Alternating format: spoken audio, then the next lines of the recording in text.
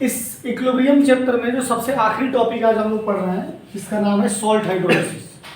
Salt hydrolysis का basic मतलब ये होता है कि कोई भी सॉल्ट, जैसे कि मान लीजिए NaCl एक सॉल्ट है, इसकी रिएक्शन जब हम लोग पानी इसको अगर एक्वस में डाल देते हैं, तो जैसे ही इसको एक्वस में डालेंगे ये अपने कॉन्स्टिट्यूटेंट बेस और कॉन्स्टिट्यूटेंट एसिड में कन्वर्ट हो जाएगा। This is base sodium hydroxide and this is acid what, hydrogen chloride. This is acid hydrogen chloride. तो सॉल्ट से कॉन्स्टिट्यूटेंट एसिड और बेस को बनाना is called salt hydrolysis, is called salt hydrolysis. Is that clear? अब क्या होता है कि ये तो एक स्ट्रॉन्ग एसिड और बेस का सॉल्ट था। अगर यही बात जो है किसी वीक के लिए अगर कर ले, मान लो इसके लिए बात करें, NH4Cl की बात अगर करते हैं, तो NH4Cl में NH4OH और फिर क्या बनेगा, HCl। तो जो आपका NH4OH है वो एक वीक बेस है और ये एक स्ट्रॉन्ग एसिड है। इसी तरीके से अगर हम लोग मान लो CH3COONH4 की बात करें, तो इसमें क्या है आपका, इसमें NH4OH और प्लस CH3COOH। तो ये एक वीक बेस है और ये एक वीक एसिड है। ये भी इस टाइप के भी सॉल्ट हो सकते हैं। तो जब एक वीक का सॉल्ट होता है तो वो कितना अपने कॉन्स्टिट्यूटेंट एसिड और बेस में कन्वर्ट होगा, उसकी एनालिसिस भी हमें करनी है। जैसा कि पहले कर रहे थे ना हम लोग एक बात कर रहे थे जिसका नाम था degree of dissociation, degree of dissociation, और उसे हम लोग क्या बोलते थे, अल्फा बोलते थे। यहाँ पर हम लोग एक टर्म पढ़ने वाले हैं जिसका नाम है डिग्री ऑफ हाइड्रोलिसिस। क्या पढ़ने वाले हैं, डिग्री ऑफ हाइड्रोलिसिस, जिसे हम लोग H बोलेंगे। इसी तरीके से हम लोगों ने पढ़ा था डिसोसिएशन कांस्टेंट। हमने कई सारे कांस्टेंट पढ़े, तो जैसे एसिड के लिए Ka था, बेस के लिए Kb था, और आपका क्या नाम है, वाटर प्रोडक्ट जो था वो Kw था। वैसे ही यहाँ पर हम लोग पढ़ने वाले हैं हाइड्रोलिसिस कांस्टेंट। क्या पढ़ने वाले हैं, हाइड्रोलिसिस कांस्टेंट। और हाइड्रोलिसिस कांस्टेंट को बोला जाता है KH, और ये बिल्कुल वैसे ही निकाला जाएगा जैसे कि बाकी चीजें हैं। और इसके साथ साथ एक टर्म आएगा जिस pH निकालना पड़ेगा कि हर सॉल्यूशन का pH क्या होने वाला है। Is that clear? जैसे मान लीजिए कि ये एक सॉल्ट है जो कि स्ट्रॉन्ग बेस और स्ट्रॉन्ग एसिड से बना हुआ है, ठीक है। तो अगर मैं इसको और प्रॉपर तरीके से चीजें करता हूँ तो सॉल्ट भी तो अपने आयंस में कन्वर्ट होगा, और जो आपका स्ट्रॉन्ग बेस होगा वो भी ब्रेक हो जाएगा, स्ट्रॉन्ग एसिड होगा वो भी ब्रेक हो जाएगा। तो क्या हुआ, Na से Na कैंसिल और Cl से Cl माइनस कैंसिल, तो हमें बेसिकली क्या मिल जाएगा, H2O equal to H plus और OH माइनस। तो बेसिकली जो स्ट्रॉन्ग एसिड और स्ट्रॉन्ग बेस का सॉल्ट बना होता है उसका जो सॉल्यूशन होता है वो क्या होता है, न्यूट्रल होता है। उसका सॉल्यूशन क्या होता है, न्यूट्रल होता है। उसका सॉल्यूशन क्या होता है, न्यूट्रल होता है। यही अगर हम इसकी बात करें तो ये क्या है, ये जो सॉल्ट बना हुआ है स्ट्रॉन्ग एसिड और वीक बेस से बना हुआ है। तो अगर मैं इसको अलग से एक्सप्लेन करना चाहूँ, that is salt of strong acid and weak base. जैसे कि एग्जांपल ले लो आप, NH4Cl जब वाटर में जाएगा तो it will break, we will get NH4OH और HCl। ये एक सॉल्ट है तो ये टुकड़ों में टूटेगा, NH4 प्लस और Cl माइनस H2O। ये वीक है तो इस वाले इक्वेशन में इसे ब्रेक नहीं करेंगे, और प्लस ये स्ट्रॉन्ग है तो H प्लस और Cl माइनस, Cl माइनस से Cl माइनस कैंसिल हो गया और आपको क्या मिल रहा है यहाँ पर, H प्लस मिल रहा है। तो सॉल्यूशन क्या होगा, एसिडिक होगा। सॉल्यूशन क्या होगा, एसिडिक होगा। तो आपको ये पेपर में बहुत क्वेश्चन पूछा जाता है, ये ऐसे एग्जांपल दिया होगा और आपसे कहेगा कि इनमें से कौन सा किस तरीके का सॉल्यूशन है ये। तो अगर स्ट्रॉन्ग एसिड और वीक बेस का सॉल्यूशन होगा वो क्या होगा, एसिडिक होगा। इस तरीके से salt of weak acid and strong base की बात करता हूँ। वीक एसिड और स्ट्रॉन्ग बेस जैसे CH3COON, जैसे कि CH3COON, जब ये ब्रेक होगा तो बना लेगा CH3CO माइनस और H क्या बोलते हैं Na प्लस। सॉरी पानी से कराना है, हाइड्रोलिसिस कराना है, तो बन जाएगा CH3COOH और प्लस NaOH, प्लस क्या बन जाएगा NaOH। अब ये सॉल्ट हमारा ब्रेक हो जाएगा CH3CO minus Na plus, water नहीं ब्रेक होगा, वीक एसिड को एडिटिव रखेंगे और ये बन जाएगा NH प्लस और OH माइनस। Na प्लस से Na प्लस कैंसिल हो गया और बेसिकली बच क्या रहा है, OH माइनस बच रहा है, तो ये एक क्या हो जाएगा, बेसिक सॉल्यूशन हो जाएगा। ये क्या हो जाएगा, बेसिक सॉल्यूशन हो जाएगा। नहीं दिख रहा है, ये एक बेसिक सॉल्यूशन हो जाएगा।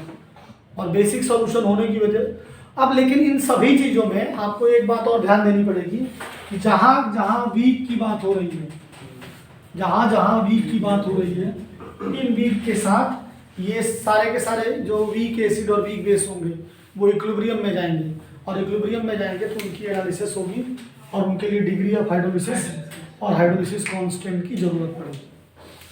हम हर एक का डेरिवेशन करा सकते हैं, लेकिन डेरिवेशन की जरूरत नहीं है, बहुत लंबा डेरिवेशन होगा, उससे कोई फायदा नहीं।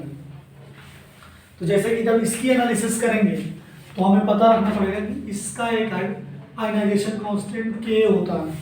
जब वीक वाले की करेंगे तो हमें पता होना चाहिए कि इसका क्या नाम है, आयनाइजेशन कांस्टेंट क्या होता है, Kb होता है।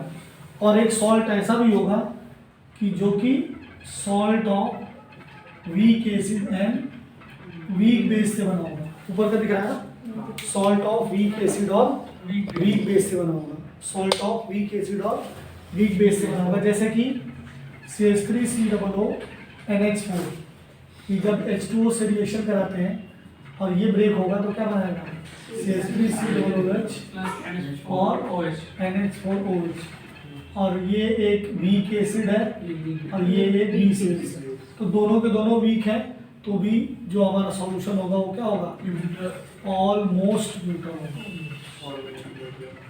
क्या होगा, ऑलमोस्ट न्यूट्रल होगा। लेकिन ऑलमोस्ट न्यूट्रल के साथ यहाँ पर भसड़ ये बोल दी गई है कि दोनों वीक हैं, तो इनमें अब दोनों टर्म आएंगे, के भी आएगा और के भी आएगा, के भी आएगा और के भी आएगा। अब ये कैसे आएगा, उसका फॉर्मूला क्या होगा, अभी इसको हम फ्लो चार्ट बनवा दे रहे हैं, मतलब एक टेबल बनवा दे रहे हैं, और प्रॉब्लम बहुत ही आसान है। अगर आपकी इच्छा होगी तो मैं डेरिवेशन भी करवा दूंगा, डेरिवेशन में कोई दम नहीं, ठीक है, लेकिन वो टाइम वेस्ट करने वाली बात है, क्योंकि कॉन्सेप्ट अगर उसको लगाने लगोगे तो बहुत टाइम निकल जाएगा, हमें जल्दी सवाल भी करना। Is that clear? Yes sir.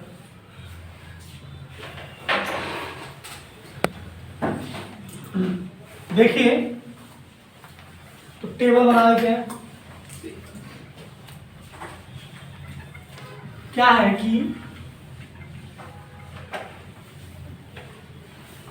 जैसे कि अगर इसको हम टेबल बनाएं तो टेबल में आप ये देखेंगे कितने कॉलम होंगे। एक तो आपका कॉलम होगा सॉल्ट का, एक वैल्यू निकालेंगे हम लोग hydrolysis, degree of hydrolysis KH, और एक हमारा होगा आपका सॉरी ये हाइड्रोलिसिस कांस्टेंट, और एक है आपका डिग्री ऑफ हाइड्रोलिसिस, और एक है आपका pH। This is hydrolysis constant, degree of hydrolysis और pH वैल्यू। तो अगर आप मान लीजिए कि सॉल्ट ऑफ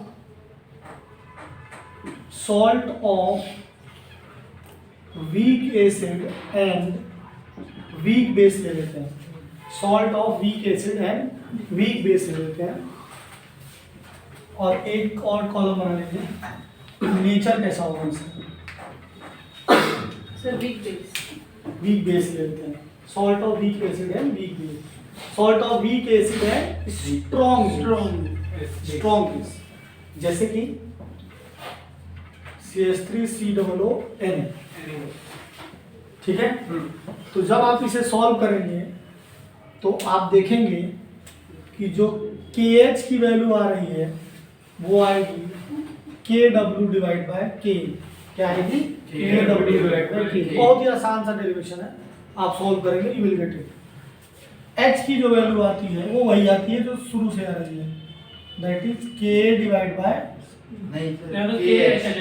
KH आ जाएगा, sorry KH divide by C। KH divide by C। और PH की जो वैल्यू आएगी वो आएगी 7 plus half PKA plus log C। PKA plus log C, this is log C, जहाँ C क्या है? कॉन्सेंट्रेशन है, ठीक है। और चूंकि स्ट्रॉन्ग बेस है तो नेचर कैसा होगा? बेसिक। स्ट्रॉन्ग बेस है तो नेचर कैसा होगा? बेसिक होगा। स्ट्रॉन्ग बेस है तो नेचर कैसा होगा? बेसिक होगा। एक तो ये हो गया, बिल्कुल इससे मिलता जुलता कॉन्सेप्ट है। अब देखो, salt of strong acid and weak base, जैसे कि एग्जांपल ले लो आपका NH4Cl, तो यहाँ पर क्या आ जाएगा? KH equal to KW divide by KB। जो वीक होगा उसी के लिए आता है। H की वैल्यू क्या हो जाएगी? सेम हो जाएगी, रूट का KH डिवाइड बाय C। और pH की वैल्यू क्या हो जाएगी? pH की जगह 7 minus half PKB plus log C, minus नहीं प्लस log C, ठीक है। और चूंकि स्ट्रॉन्ग एसिड है तो डोमिनेट कौन करेगा? एसिड। सॉल्यूशन क्या होगा? एसिडिक होगा। सॉल्यूशन क्या होगा? एसिडिक होगा। अब इसी तरीके से हम लोग ले लें, अगर salt of weak acid and weak base, weak acid and weak base, जैसे कि एग्जांपल है CH3COO NH4। तो इसके लिए KH की वैल्यू क्या हो जाएगी? KW, और नीचे ही डिनोमिनेटर में K इंटू KB, और H की वैल्यू क्या आएगी? सिर्फ रूट का KH होगी। इसमें बहुत सवाल पूछा गया है, इसमें C नहीं आएगा, दोनों वीक है। इसमें याद रखिएगा C नहीं आएगा, कैंसिल हो जाएगा C, इसकी वजह से जब आप डेरिवेशन करोगे तो अपने आप ये सीधे सीधे सवाल आ चुका है कि आपको KH दिया हुआ था और H निकालना था, लोगों को फॉर्मूला नहीं पता था। और कई गवार तो यही पहचान पाए कि ये वीक एसिड और वीक बेस है, ठीक है। हमारा युवा तो pH की वैल्यू इसके लिए क्या होगी? 7 plus half PKA minus PKA minus PKB। और इसका नेचर क्या होगा? इसका नेचर होगा ऑलमोस्ट न्यूट्रल। इसका नेचर क्या होगा? Almost neutral. इसका नेचर क्या होगा? Almost neutral. अब अगर हम बात करते हैं salt of strong acid and strong base, तो इसका एग्जांपल हो जाएगा आपका NaCl। तो जैसे ही स्ट्रॉन्ग आता है उसके लिए कॉन्सेप्ट नहीं आता है, ये सब चीजें नहीं आएंगी, ये होगा न्यूट्रल। ये क्या होगा? Neutral. Is it clear? Yes sir.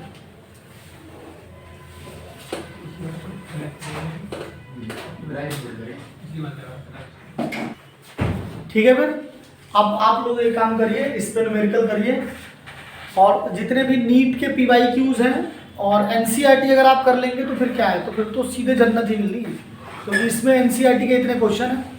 NCERT से बाहर कुछ नहीं आएगा, 70 के ऊपर क्वेश्चन है। और ये तो सिर्फ और सिर्फ एक्सरसाइज की बात हो रही है, एग्जाम्पल और भी हैं।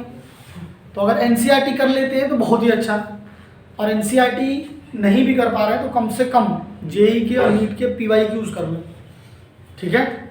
और उसे करने के बाद कोई भी जो प्रॉब्लम होगी we will discuss. Good night, शुभ रात्रि, जय हिंद।